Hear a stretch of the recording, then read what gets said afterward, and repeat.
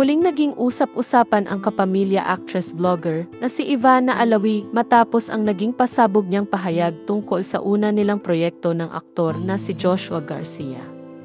Sa isang press conference para sa kanilang bagong serye, natanong si Ivana tungkol sa tambalan nila ni Joshua, lalo na ang eksenang nagpakilig at nagpaingay sa social media, ang kanilang kissing scene.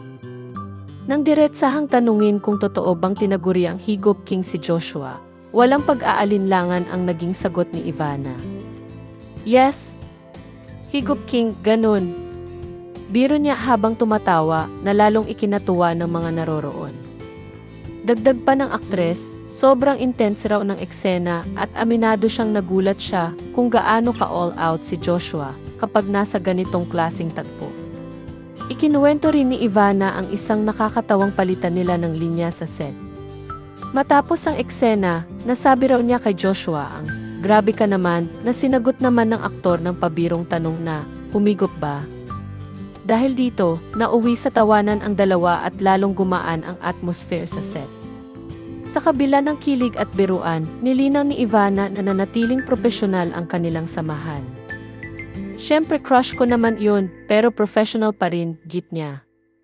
Matagal nang alam ng publiko na hinahangaan ni Ivana si Joshua.